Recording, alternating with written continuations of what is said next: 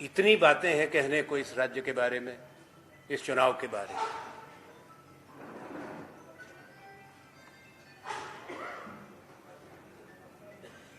ये एक बड़ा राज्य है भारत का। इसका एक ऐतिहासिक भूमिका रही है, योगदान रहा है स्वतंत्रता के संग्राम में, आज़ादी के बाद के भारत के निर्माण में। बड़े प्रतिभाशाली नेता इस देश को, इस धरती ने दिए हैं। भारत की संस्कृति, सोच, विचार में योगदान रहा है। इस राज्य में मुझे दुख लगा ये हर किसी से सुनकर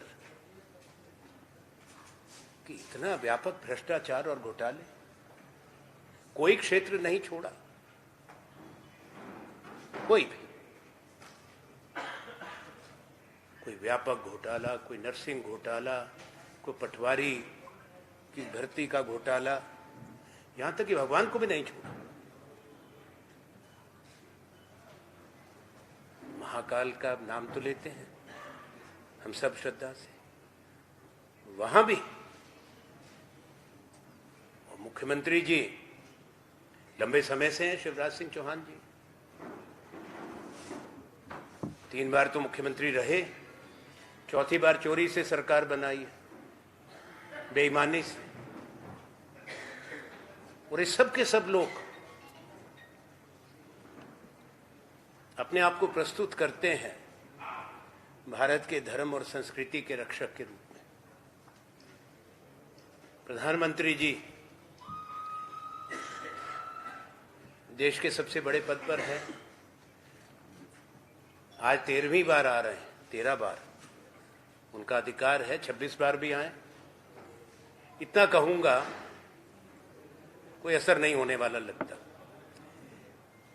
जहां तक मेरी फीडबैक है, जो मैंने लोगों से खुद बात की है, अपनी पार्टी के सहयोगियों से, दूसरे लोगों से, अब समझ में आया कि क्यों इतनी बार आ रहे हैं और बौखलाहट और घबराहट क्यों है।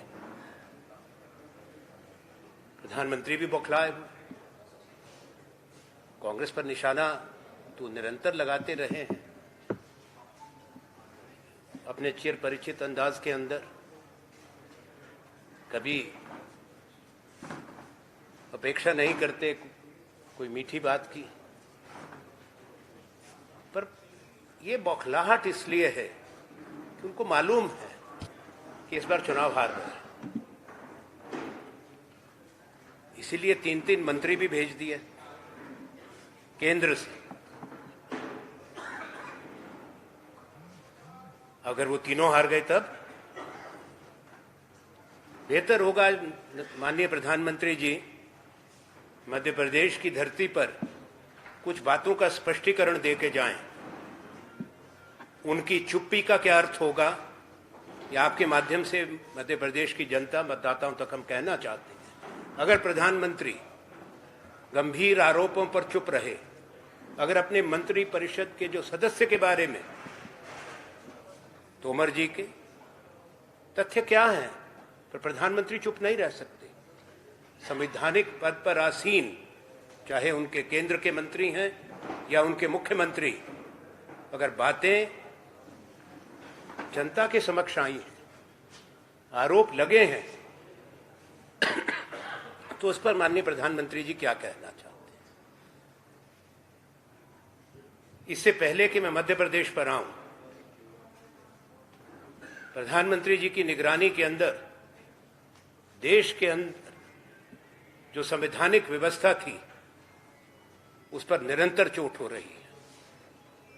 कोई संस्था बची नहीं और कोई संस्था है नहीं जिनको कानून ने कोई अधिकार दिए हैं, जिनका भरपूर दुरुपयोग विरोधियों पर निशाना बनाने के लिए है। चाहे ईडी है, इनकम टैक्स है, सीबीआई है, एसएफआईओ है। सुना आपके यहां आज भी छापे पड़े हैं सर। कभी एक पत्रकार ने यही बताया जैसे मैं पहुंचा। पढ़ेंगे, अभी और पढ़ेंगे। और वही लोग अगर जिनके यहाँ छापे पड़ते हैं, अगर वहां पे थोड़ा सा नजराना दे दें तो छापे बंद हो जाते हैं। जिन पर आरोप लगे देश के अंदर, सूची निकालें आप। स्वयं माननीय प्रधानमंत्री जी, अमित शाह जी, बीजेपी के अध्यक्ष जी, नामजद करके जिनको, चाहे वो महाराष्ट्र में हो, चाहे वो बंगाल में हो, चाहे देश के अन्य हिस्सों के अंदर हो, जिनको स्वयं उन्होंने नामजद किया, जिन पर आरोप लगाए, उनके तरफ आए नहीं तो गंगा नहा के आ गए। ने सुना है कि जो बड़े पैमाने पर कपड़ा धुलने का इंतजाम होता है उसको लॉन्ड्रेट कहते हैं। ये पॉलिटिकल लॉन्ड्रेट तो, राजनीतिक लॉन्ड्रेट तो इन्होंने चला रखा है देश के अंदर। जो है हमारे साथ है तो ठीक है। सोचो, जिनको जेल में बैठाया था आज सब उनके साथ है। इस बात का, किसी बात का तो जवाब उनको देना होगा। स्वयं प्रचार से पहले हमको बुरा भला कह के कोई लाभ नहीं है। कांग्रेस के खून पर सवाल कर दिया, शोभा नहीं देता। हम ऐसी भाषा का, शैली का प्रयोग नहीं कर सकते। हमारी सोच और विचारधारा अलग है।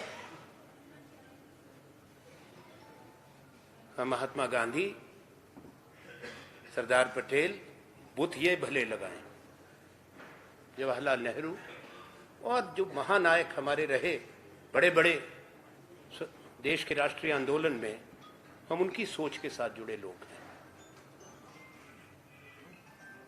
और ये अपमान किसी सोच विचारधारा का, कोई व्यक्ति विशेष का नहीं है। राजनीति में चुनाव आते हैं, प्रजातंत्र के अंदर चुनाव चले जाएंगे, पर कहे हुए शब्द वापिस नहीं होते। प्रधानमंत्री जी इस बात को याद रखें। लोग याद रखते हैं, सारे लोग नहीं भूलते। इस चुनाव में भी बीजेपी क्या कर रही है? नए वायदे, नए आरोप। मैं आपत्ति नहीं कर रहा, क्योंकि ये भी एक, शायद पहली बार ऐसा अनुभव हो रहा है 2014 से कि वायदे करें, वायदे निभाएं ना। जब लोग हिसाब मांगे तो नए वायदे कर दो, ये सोचते हुए कि पुराने वायदे भूल गए। इनके अपने वायदे, ये मध्य प्रदेश को क्या वायदे देंगे? पहले तो अपने वायदों का हिसाब दे दें। मैं उस पर ज्यादा नहीं कहूंगा, क्योंकि उनको सच्चाई सुनने का मिजाज उनका नहीं है, नाराज हो जाते हैं। ये जवाबदेही तो लोकसभा चुनाव में तय होगी इस बार तो निश्चित रूप में। पहले भी विधानसभा में तय हो जाए, मध्य प्रदेश की सरकार की, यहां के मुख्यमंत्री की, कि क्या जो सिद्धांत की बात करते हैं, जिन्होंने चोरी से सरकार बनाई हो, जिनके निगरानी में सारे घोटाले जो मैंने 3-4 कहे हैं बहुत, उनको समर्थन मिलना चाहिए या सजा मिलनी चाहिए? सजा मिलनी चाहिए, ये मेरी सोच है। जितने मुझे आंकड़े दिए गए, रागिनी जी से भी बात हो रही थी, मिश्रा जी से भी, हमारे साथियों से, देखिए कृषि प्रधान राज्य है और कुपोषण में नंबर पहला। अच्छी बात है। क्यों है? प्रधानमंत्री जी कहते हैं कि हमने 5 साल के लिए और फ्री राशन देंगे। तो आप तो देश को कहां कहां ले जा रहे थे आगे। हंगर इंडेक्स में अंतर्राष्ट्रीय जो कितना नंबर है अपना, 111। तो स्वीकार कर लिया ना। किनकी सरकार चला रहे, पूंजीपतियों की या गरीबों की? क्यों ये हालात पैदा हुए कि खुद आप कहते हैं हमको 5 साल और, 9 साल तो हो गए आपको, कहां ले गए देश को? 5 साल और कुपोषण बढ़ गया, तो वोट मांग रहे। महिलाओं के खिलाफ अपराध में ये राज्य पहले नंबर पर। अच्छी बात नहीं है। वो मुख्यमंत्री जी को मामा कहते हैं। अरे मामा जी क्या करते हो बताओ। लाडली योजना ले आई तो 18 बरस के बाद की लाडली के साथ अपराध होगा, कुकर्म होंगे, किसी को सजा नहीं मिलेगी। और जो कहेगा भी बात सुननी चाहिए ना। ये हमारे आंकड़े नहीं है, हम ये आरोप नहीं लगा रहे, हम निराधार नहीं है। नेशनल क्राइम ब्यूरो की रिपोर्ट पढ़ ले आप, सब आंकड़े हैं, सच्चाई है। ये जवाब हम अपना कर्तव्य समझते हैं कि ये प्रश्न उठाएं, ये जवाब इनसे मांगें, जनता इनसे हिसाब करेगी, ऐसी हमारी सोच है। उसके अलावा जो माताएं हैं जो बच्चों को जन्म देती हैं, मैटरनिटी मोर्टेलिटी रेट जो है उसमें भी पहले नंबर। एक शिक्षक स्कूल जो देश में है, एक शिक्षक बेचारे कितने बच्चों को पढ़ाएगा, उसमें भी पहला नंबर। स्वास्थ्य में, हेल्थ केयर में, स्वास्थ्य सेवाओं में 17वां नंबर। आदिवासियों के खिलाफ जो अपराध हो रहे हैं उसमें भी पहला नंबर। 4 लाख रुपए करोड़ का कर्जा है। निवेश कितना आया? मेरा आग्रह होगा यहाँ की सरकार से, मुख्यमंत्री से, कि जब हमारी बातों का जवाब दें तो वो बताएं ईमानदारी से कि इनके कार्यकाल में कहां कहां निवेश आया, किस क्षेत्र में, और कितना वहां पर रोजगार पैदा हुआ। रोजगार तो यहां पर है नहीं। आंकड़े कहते हैं, सीएमआई का रात को लेटेस्ट डेटा मैंने देखा, 23.6% युवा बेरोजगारी है इस राज्य के अंदर। 39 लाख ने तो अपना नाम दर्ज कराया है, ये उससे बढ़ चुका है। निजी क्षेत्र में, प्राइवेट क्षेत्र में नौकरियां पैदा नहीं हुई हैं, घटी हैं। तो जो बड़े बड़े इन्होंने इन्वेस्टमेंट सबमिट करी थी उसका भी थोड़ा ब्यौरा दे दें। हर इन्वेस्टमेंट समिट में कोई लाख करोड़ की घोषणा हुई थी, वो गया कहां? आया, मुझे तो लगता है आया नहीं। मैं इसको घोटाला नहीं कह रहा हूं। लोगों की आंख में धूल झोंकना और बड़े बड़े दावे करना, तो ये वही कर रहे हैं जो देश में हो रहा है। वहां पे भी बड़े दावे। अगर जो वहां भी कहा जाता है राष्ट्रीय परिप्रेक्ष्य में वो सब कुछ उपलब्धियां होती, तो जो मैंने तो अभी आपको एक ही क्षेत्र की बात कही है, वो तो फिर शायद वो परिस्थिति ना बनती। सोचिए कि अगर कांग्रेस की सोच ने से जो मनरेगा लाए थे, जो खाद्य सुरक्षा कानून लाए थे,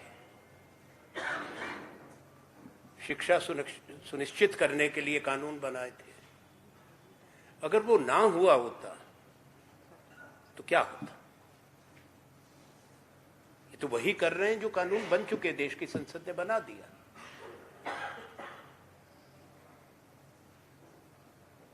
जहां तक राज्य के कर्जे की बात है, मैंने जिक्र कर दिया, पर राज्य देश से अलग थोड़े है।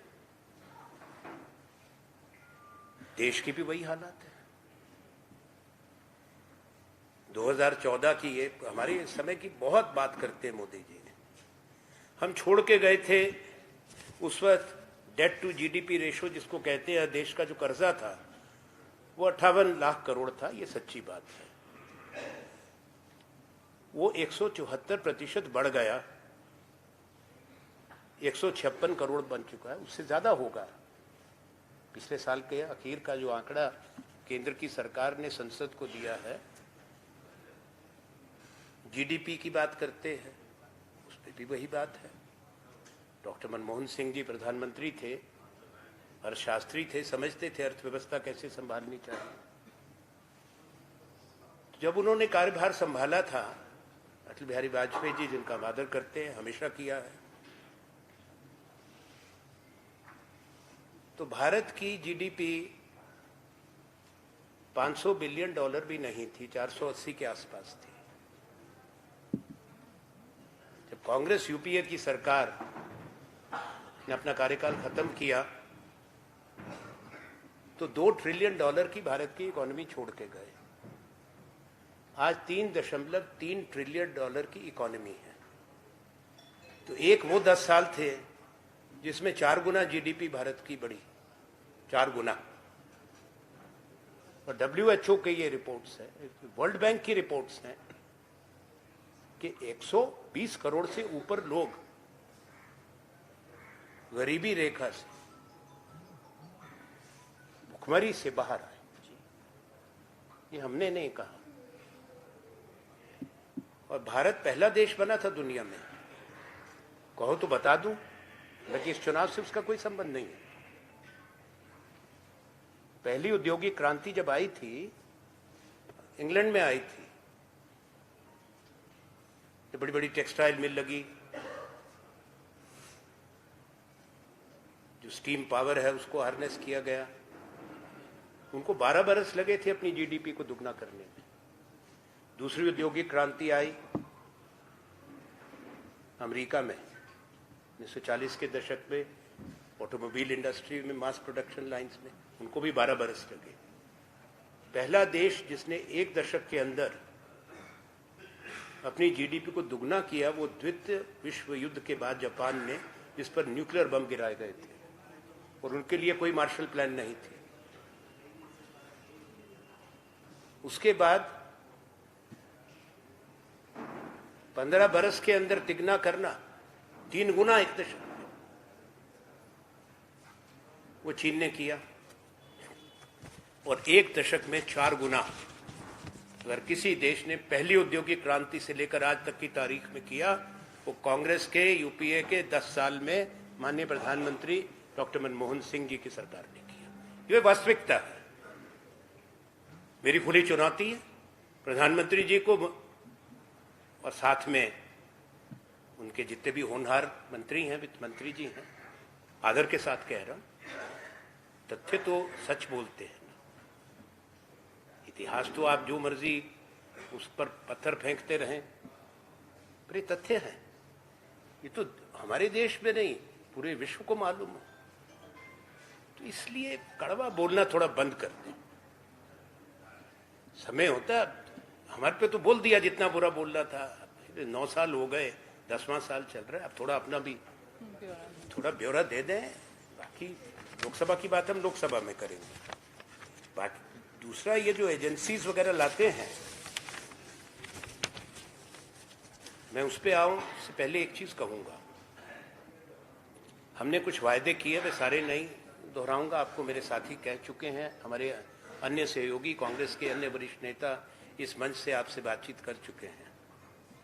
पर हमने कुछ बातें कही। हमने किसानों के 2 लाख तक का कर्जा माफ करने की बात की है। पहले जब हमारे सरकार थी, जिसको बेईमानी से, तभी मैंने कहा चोरी करी सरकार, उसको गिरा दिया, कमलनाथ जी मुख्यमंत्री थे, तो हमने कर्जे माफ किए थे 11,000 करोड़ के। लाखों लाखों किसानों को, कितने 27 लाख किसानों को उसका लाभ हुआ था। हमने महिलाओं को प्रति माह 1,500 रुपए की बात देने की कही है और वो हम उस वायदे को पूरा करेंगे। घरेलू गैस सिलेंडर हमने 500 रुपए का कहा है, वो मिलेगा। पुरानी पेंशन स्कीम लागू की जाएगी और पढ़ो पढ़ाओ योजना के अंतर्गत बच्चों को स्कूली शिक्षा मुफ्त में मिलेगी।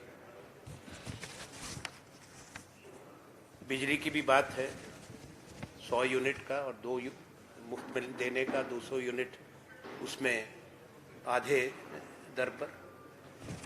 बीजेपी कहती है कि कांग्रेस गलत गारंटी देती है। कहां गलत दी? क्या कर्नाटका में हमने नहीं दिया? यहां तक कि जो चावल था, केंद्र सरकार चावल के भंडार भरे पड़े हैं, पर कर्नाटक को नहीं दिया क्योंकि कर्नाटक ने इनको अच्छी तरह से पिटाई करके भेजा चुनाव में। तो वहां के लोगों से क्यों झगड़ा करते हो? तो कांग्रेस का वायदा था। फिर भी जो चावल की जो कीमत है पर माह, वो उनके खातों में दी जा रही है, कर्नाटक की सरकार दे रही है। महिलाओं को जो हमने महीने की पेंशन कही थी, हमने दी है। ओल्ड पेंशन स्कीम को हमने आगे लाया है। प्रधानमंत्री जी, उनके मंत्री परिषद के सहयोगियों ने कहा कि हिमाचल में लागू नहीं किया, वायदे पूरे नहीं हुए, मुझे दुख लगा। और ये चुनावी राजनीति नहीं है। एक ऐसा सीमावर्ती राज्य जिसका भारत की सेना में, सशस्त्र दलों में सबसे बड़ा योगदान है, नंबर की बात नहीं कर रहा, परसेंटेज पे अगर जहां सबसे ज्यादा हिमाचल का है योगदान, देश में नंबर 1 है। और एक सीमावर्ती राज्य है जिसने कभी कई उपद्रव नहीं किया, जहां शांति और व्यवस्था बनी रही है, जहां के लोग अनुशासन में विश्वास करते हैं, विकास में विश्वास करते हैं। ओल्ड पेंशन स्कीम लागू हुई है, मैं आपके मन से बताता हूं, 3 लाख कर्मचारियों को उसका लाभ मिल चुका है। जो महिलाएं जो क्वालिफाइड थी उनको 1500 रुपए दिए जा रहे हैं। बाकी जो योजना हमारे वायदों की बात है, आप भी तो इसी देश में हैं। सबसे बड़ी प्राकृतिक आपदा हिमाचल पर आई, हजारों हजारों लोग तबाह हो गए, हमारा इंफ्रास्ट्रक्चर खत्म हो गया, लगभग 20,000 मकान लोगों के जहां आवास के थे वो खत्म हो गए। 7-7 लाख रुपया राज्य की सरकार हर उस व्यक्ति को दे रही है जिनके घर गिरे। केंद्र सरकार ने 1 रुपया हिमाचल को नहीं दिया। और यहां आरोप लगाते हैं क्या हिमाचल भारत का हिस्सा नहीं है? क्योंकि आपको वोट नहीं दिया लोगों ने, आपकी सरकार हटा दी, तो लोगों को सजा दे रहे हैं, मतदाता को सजा दे रहे हैं और झूठा प्रचार भी करते हैं हमारे बारे में। ये अच्छी बात नहीं।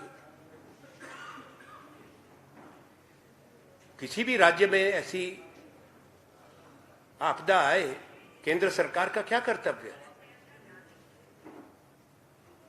गुजरात में साइक्लोन आता है तो पूरा देश की है, सारा 24 घंटे 24/7 टेलीविजन भी दिख रहा है, गुजरात में आ रहा है। आए ना आए, पर गुजरात भी देश का हिस्सा है ना, नहीं आना चाहिए संकट। सारे देश के साधन लगा दिए गए। यहां वह तो कोई प्रभु की कृपा से मरे नहीं, कोई नुकसान नहीं हुआ, फिर भी देश के पूरे साधन जोड़ वहां पर झोंक दिए। और हमारे राज्य में जो हुआ, प्रधानमंत्री जी, ये न्यायोचित नहीं है। आपको इस पे कहीं ना कहीं, मैं तो नहीं कहूंगा कि आप इस पे कोई भी सुधार करेंगे या पछतावा व्यक्त करेंगे, सोचना आवश्यक है कि एक देश के प्रधानमंत्री के, देश की केंद्र की सरकार ने एक राज्य के साथ इतना बड़ा अन्याय किया और उसके बाद चुनाव में उसी छोटे सीमावर्ती राज्य को आप अपमानित कर रहे हैं और बदनाम कर रहे हैं। ये आरोप नहीं लगा रहा हूं, जवाब दे रहा हूं। और मैं उस राज्य से आता हूं। मैंने इस पे सोचा, मुझे दुख लगा। आपके माध्यम से अपनी उस वेदना को व्यक्त कर रहा हूं कि जो किया वो गलत किया। इनको इन आरोपों पे और इस वाणी पे अंकुश लगाना चाहिए। चुनाव प्रचार करें, अपनी बात कहें, और अंत में कृपा करके जो इतनी आपकी मजबूत संस्थाएं हैं, चुनाव आयोग तो देख नहीं रहा, वो रिकॉर्ड करते होंगे, उन तक खबर भी पहुंच जाएगी, हमारी बात भी तो असर कुछ नहीं होगा। हालांकि संवैधानिक संस्था है, उनको देखना चाहिए कि निष्पक्ष चुनाव हो। जो यहाँ इनके एक महामंत्री बड़े नेता, जो पता लगा आज कि वो अपने चुनाव क्षेत्र में टेलीविजन बांट रहे हैं, मोटरसाइकिल बांट रहे हैं, उन पर गंभीर आरोप भी हैं। तो इंदौर में भेजो ना आईटी ईडी को, वो एड्रेस जरूरत है, उनका ढूंढने की जरूरत है। सब जानते हैं कहाँ रहते हैं, कहां से चुनाव लड़ रहे हैं। समझ गए ना मेरा इशारा? विजय वर्गीय जी पे, तो तोमर जी पे भी देख लो, इस पे मैं उस पे स्पष्टीकरण दे दो। यहां जरा आईटी को उधर को भी भेजो, बाकी अपने घरों की तरफ भी तो भेजो। वो कभी नहीं होगा। तो इसमें अपेक्षा नहीं हम करते कि वो करेंगे, नाराज होंगे, बल्कि ये कहा भी क्यों तो कह रहे हैं कि आप सच्चाई बोलनी पड़ती है। इसका हिसाब मध्य प्रदेश के मतदाता निश्चित रूप में करेंगे। आप देखेंगे कि जो न्याय होना चाहिए वो इस देश प्रदेश के मतदाता कर देंगे, और जब चुनाव के नतीजे आएंगे तो थोड़ी राहत मध्य प्रदेश को मिलेगी, लोगों को मिलेगी, यहाँ के आदिवासियों को, महिलाओं को, युवाओं को, खास तौर पे जो बेरोजगार हैं। और आने वाले समय के लिए ये राज्य अपनी प्रगति के पथ पर आगे बढ़ेगा। मैं अपनी बात को यहीं पे विराम देता हूँ, आपके प्रश्न होंगे।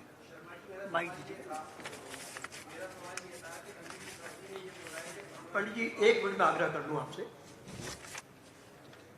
आनंद शर्मा साहब इस देश की लोकतांत्रिक व्यवस्था और राजनीतिक पार्टी की बौद्धिक धरोहर है। जिस गरिमामयी तरीके से उन्होंने अभी अपना पक्ष आप लोगों के बीच रखा है, मेरी प्रार्थना है कि आप में से कई लोग रोज प्रश्न पूछते हैं, आज आप उन लोगों को मौका दे दीजिए जो लोग प्रश्न नहीं पूछ पाते हैं। जिस गरिमा से आनंद शर्मा साहब ने कहा, मैं चाहूंगा आप भी उसी गरिमा से उस लेवल के प्रश्न पूछ लीजिएगा, क्योंकि आप विदेश नीति में इस देश के एक माहिर नेता हैं, स्पष्टवादी नेता है। तो मैं प्रार्थना करूंगा कि जिस गरिमा में माहौल में कार्यक्रम चला है वैसा ही आप उसे संचालित करेंगे तो बेहतर होगा, आपकी बड़ी कृपा होगी। एक एक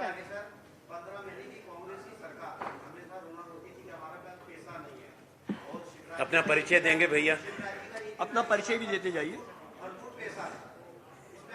किसके पास पैसा है? क्या बोला? ये बोला है 15 महीने की कांग्रेस की सरकार ने का रोना ये रो रही थी कि हमारे पास पैसा नहीं है, पर हमारे पास भरपूर पैसा है। अच्छा, हम विकास कर रहे हैं और विकास पे ही चुनाव लड़ रहे हैं। इस पे आपका कहना? देखिए, लूट का हिसाब दे दें, वो भी पैसा वापस कर दे तो 4 लाख का करोड़ का कर्जा कम हो जाएगा। अगला प्रश्न धाकड़ साहब।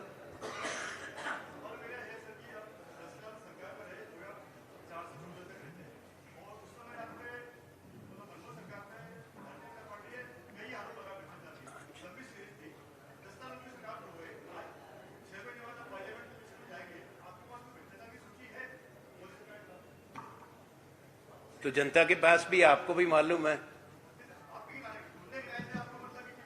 देखिए, जहां गलत हुआ हम लोगों के पास जाएंगे। सबसे बड़ा आरोप तो वायदा खिलाफी का है। मैंने तो बता दिया ना, भ्रष्टाचार मुक्त करने का तरीका तो यही है, जो बड़ी लॉन्ड्रेट लगा दो कि जो दूसरी तरफ के गलत लोग भी हों, जिन पर आरोप लगाए, उनको अपने पास ला के डुबकी लगा के उनको भ्रष्टाचार से मुक्त कर दो और अपने लोगों की तरफ कुछ करो ना। तो ये सवाल होगा। सरकार को सिर्फ एक विषय की बात नहीं होती। आज 2024 में कांग्रेस पार्टी को हिसाब नहीं देना 2004 से 2014 का। इस बार जवाबदेही भाजपा की और प्रधानमंत्री नरेंद्र मोदी जी की तय होगी, वो लोकसभा के अंदर। यहां पर इस राज्य की सरकार की होगी, जो 3 बार चुन के आई, 4थी बार चोरी से बनी। डॉक्टर दीपेश जी, फिर आप आइए। मैंने कोई आरोप नहीं लगाया। वो तो इलेक्शन कमीशन में शिकायत गई है, कांग्रेस पार्टी ने लिख के दिया। मैं कोई आरोप नहीं लगा रहा हूं। अगर किसी पर कोई एफआईआर है, कोई केस है, देखिए, आरोप वो होता है जिसका आधार नहीं होता। अगर चुनाव आयोग को लिख के एफिडेविट के रूप में जा चुका हो, उसको आरोप नहीं आप कह सकते। मैंने जो पब्लिक डोमेन में है, जो सर्वविदित है, उसी को दोहराया। मैं अपनी तरफ से आरोप नहीं लगा रहा।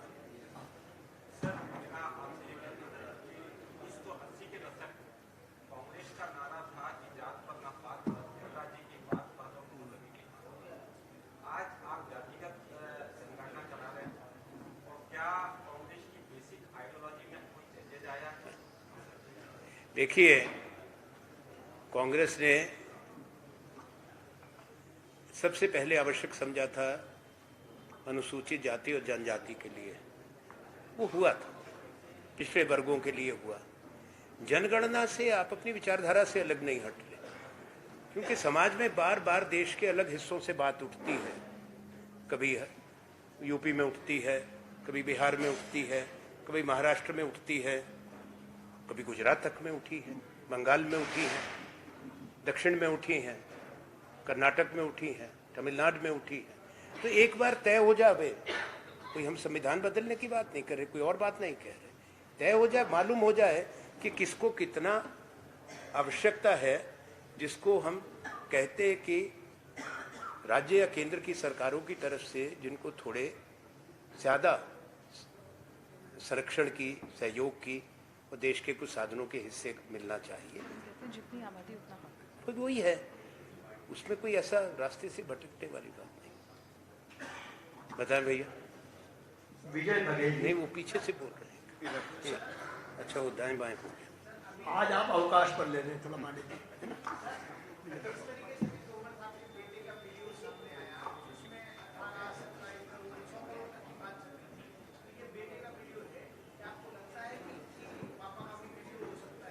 देखिए, मैं इस कारोबार में तो नहीं हूँ, मैं क्या कह सकता हूँ, ना बनाया है ना। मैं तो ये कह रहा हूँ कि अगर कोई संवैधानिक पद पर हैं और ऐसी बात कही है तो गंभीर बात है।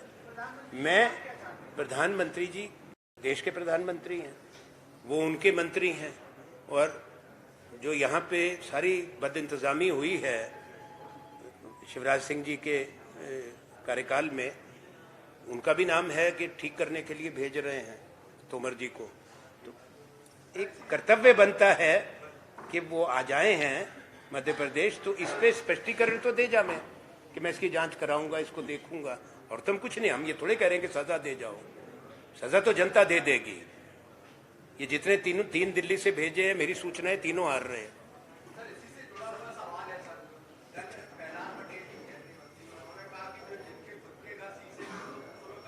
ये पुरानी कहावत है, हम थोड़े पत्थर लेके फेंक रहे हैं। राजेश भाटिया जी के बाद आप।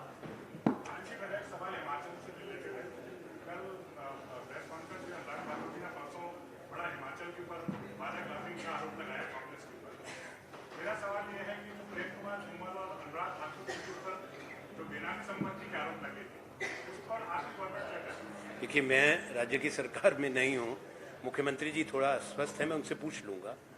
आपने प्रश्न किया, मेरी भेंट होगी उनसे, दिल्ली में पूछूंगा।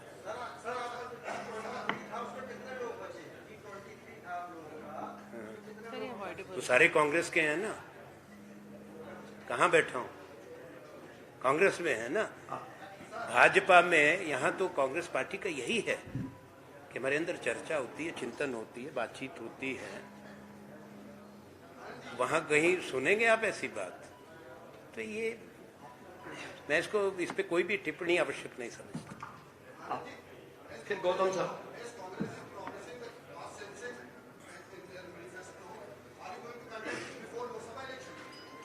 I think Congress party has taken a view in the national context along with the like-minded parties. Along with the like-minded parties, a view has been taken. When the Lok Sabha elections come, we will take a call. It's not the only issue. Sir, we have promised that we'll do a caste census in Madhya Pradesh. So he's saying, would we be able to conclude it before Lok Sabha? Is what No, that the new government will assume office, and let's see that how they proceed. I can't say. Gautam ji.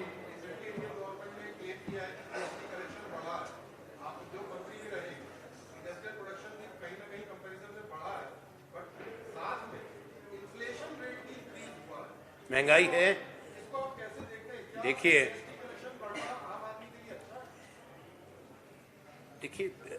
GST तो सरकार का साधन है, लाया गया था ताकि पूरे देश के अंदर एक ही व्यवस्था बने। जब हमने इसकी प्रस्तावना करी थी, उसका विरोध किया था उस समय के गुजरात के मुख्यमंत्री, आज के माननीय प्रधानमंत्री जी ने। बाद में इनके कार्यकाल में हो गया, हुआ इसलिए क्योंकि हमने सहयोग दिया था। संविधान का संशोधन था, हमारे बिना नहीं हो सकता था, कांग्रेस पार्टी के बिना। अब वो केवल जीएसटी से देश की जो आर्थिक, जो अर्थव्यवस्था की सेहत को नहीं आंका जा सकता। ये देखना है कि हमारे यहाँ निवेश कितना है, रोजगार कितना पैदा हो रहा है। आज पूरे देश का युवा बेरोजगारी का जो 20% से ऊपर चला गया है। आज़ादी के बाद का 1952 के बाद का सबसे ज़्यादा बेरोजगारी भारत के अंदर है। तो उस पर मैं नहीं देखता कि अगर आप उत्पादन बढ़ रहा है सही माने में, तो जो मैंने आपको दूसरे भी आंकड़े दिए हैं, तो कम से कम दुगनी तो हो जानी चाहिए थी 10 साल के अंदर जीडीपी। इस पे भी तो प्रश्न है। देश तो में निरंतरता रहती है। कुछ चीज़ें हैं जो स्वयं चलती हैं, जो कारखाने लगे हैं, चाहे निजी क्षेत्र के अंदर या सार्वजनिक क्षेत्र के अंदर। हाँ, इस सरकार ने एक काम किया है जो आज़ादी के बाद बड़ी मेहनत से सार्वजनिक क्षेत्र का विकास हुआ था, वो कौड़ियों के भाव बेच दिए गए हैं। एक आप लास्ट वन इधर पूछने दीजिए शैलेश जी। इंडिया गठबंधन और संयोग अलायंस हुआ, लेकिन अब ये हो रहा मध्य के चुनाव में अखिलेश यादव हो, मायावती हो, ये सब जैसा अखिलेश यादव बोल रहे हैं हो जाए कांग्रेस को वोट मत देना, मायावती बोल रही है कि अम्बेडकर के साथ हमेशा कांग्रेस ने छल किया है, तो ये गठबंधन को लेकर क्या स्थिति है? देखिए, पहले तो मायावती जी उसमें है नहीं। मायावती जी किसके साथ हैं उनसे जरूर पूछिए। दूसरी बात, राज्यों के चुनाव में हमारी सहमति नहीं बन पाई है, ये एक वास्तविकता है। जो इंडिया गठबंधन है वो एक नया समीकरण है राष्ट्रीय परिप्रेक्ष्य में, और निश्चित रूप में जब राष्ट्रीय चुनाव के बारे में बैठकर कांग्रेस का नेतृत्व और इन सब दलों का नेतृत्व आपस में बातचीत करेगा। ये चुनाव का मौसम है, जब सहमति नहीं बनी तो ये बात में मैं कुछ ज्यादा नहीं कहना चाहता। लास्ट वन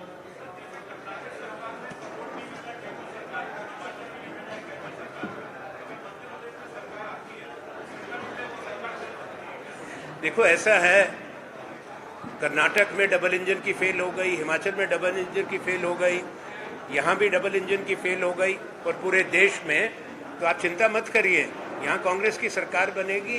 केंद्र की सरकार जो मदद नहीं करती है राज्यों की, उनको हिस्सा, केंद्र का अपना पैसा नहीं है, राज्यों का पैसा है, अधिकार है, उनको इसकी सजा स्वयं मिल जाएगी। अगले चुनाव के बाद वो रहेंगे ही नहीं। जल्दी पूछिए, जल्दी आखिरी सवाल।